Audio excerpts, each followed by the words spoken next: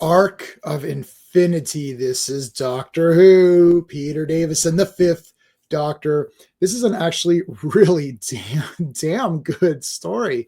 Um, Basically, Omega wants to come back to our plane of existence. He's basically antimatter. There's a lot of techno babble to figure out how this is going to work. He's going to try to inhabit the Doctor. We've got Tegan makes a comeback here for a few episodes. Her cousin is involved and his friend is involved. There's a really cool bone creature guy thingy, pretty neat. Omega looks pretty cool. Yeah, this was really neat. Nyssa steps up big time. She's like firing weapons and stuff at people. That's really good. So let's talk about it. I'm going to give the storyline a 2. If you're doing a ranking of the top whatever doctors, most people are not going to put Peter Davison as their top whatever, right? I happen to actually really like pretty much all the doctors, the 12 of them. I like all 12 doctors. Pete Davison, he's one of the ones where I feel like his stories were really good. Like a lot of them were really good. I remember watching and thinking, damn, that was pretty cool. He himself felt like they underplayed it a little bit. And the reason is that you came after Tom Baker, who really became this iconic character and still really, even right now, is really the most iconic Doctor and probably the most well-known Doctor and probably the most liked Doctor and probably the best Doctor. So that's a tough act to follow. I personally love John Pertwee as sort of my pick of my favorite. I like John Pertwee, but Tom Baker is clearly the most iconic and considered to be the best Doctor, and rightly so. I mean, the guy's awesome, and he did many years of Doctor Who. But Peter Davison came in, and it was a bit of a crowded TARDIS. This episode was much better because Adric is already gone. There's no Turlo. Tegan only appears, I think, episode 2. It's a 4-parter, so she's not on the first one. She appears and she doesn't do a lot. It's mostly Nyssa and Fifth Doctor, which actually is my preferred team. I think Nyssa is fantastic.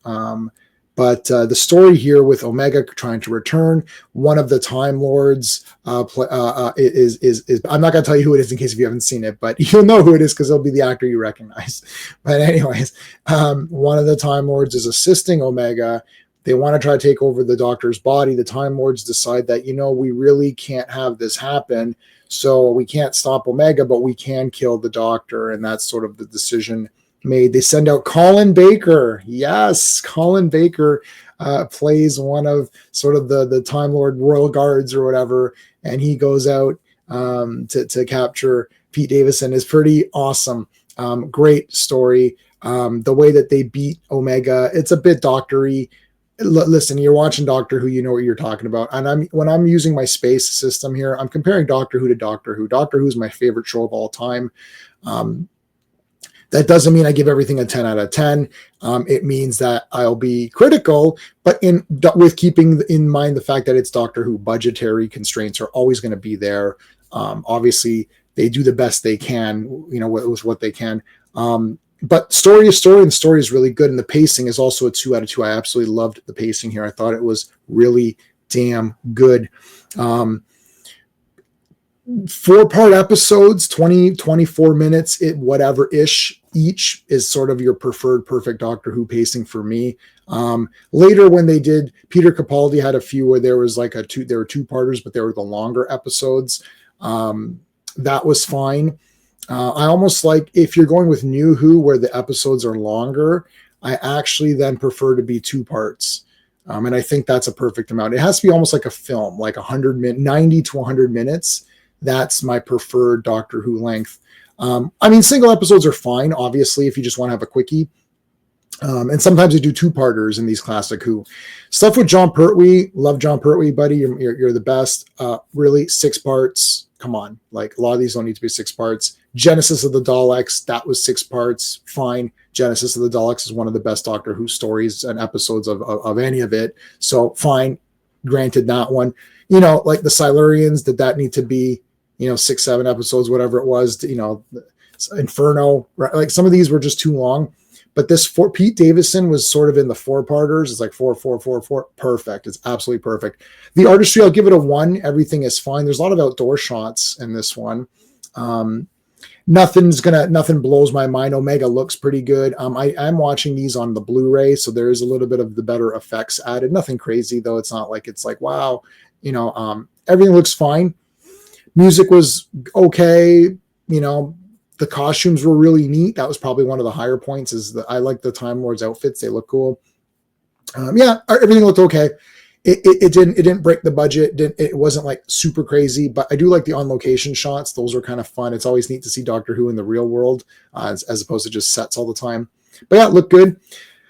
Characters, I'm giving it a big time 2 out of 2, I think, for the characters on this one, because I think Peter Davison was great. He showed a lot more range of emotion here. He got a little bit angry at Nyssa for a second there.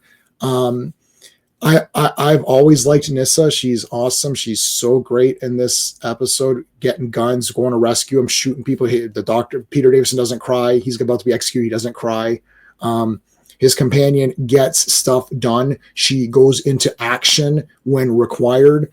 There's a lot of funny banter too between them where they're trying to use the payphone. It's like, oh, do you have a coin? And it's like, why would I have like this is an alien? why would I have money?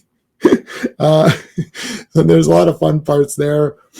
Colin Baker is friggin' on fire in this episode. He's pretty good. He's very serious, and he's a bastard. He's great. He's not Baben the Butcher, but he's pretty good. The other Gallifreyans are all really good. Michael Goff is in this, and you know him as Alfred from the Batman movies, the Tim Burton Batman series, and then into the Schumachers. He's great as always. You've seen him in everything. He's in Avengers. He's in Blake 7. I mean, I think he's in every show ever. But anyways, yeah, all the characters were really good. Omega was awesome, man. He looked awesome. And there's a cool little twist when Omega is revealed in his human form. It's like, oh my God, it looks like the Fifth Doctor because he was trying to inhabit him. Really cool. I like that part. And the enjoyment factor for me is a 2 out of 2. I thought this was a great episode. I'm giving this a 9 out of 10. It might seem very high, and I am going to skew higher on Doctor Who because I love it so much. But man, this was damn good. So this is part of a Blu-ray set, so I urge everyone to upgrade. Is it worth upgrading? Yeah, it is. It is worth it. I own every Doctor Who DVD / Blu-ray that's available, including even the newer stuff, which everyone knows is poop, but I still buy it for my collection anyways. I even own Class on Blu-ray, and I have the Sarah Jane Adventures in Torchwood and all of that other stuff on there, to K9. And I am upgrading them all on Blu-ray as they come out because I definitely think it's worth it. They have updated effects, and there's tons of features, and it's really fun to go through those. So that is it. Arc of Infinity, man. This was a 9 out of 10. Loved it. Let me know your thoughts in the comments on Doctor Who in general and Arc of Infinity. Until next time. Hey friends, you've just been listening to J-Man, and he is the smartest person who ever lived. So make sure you like and subscribe.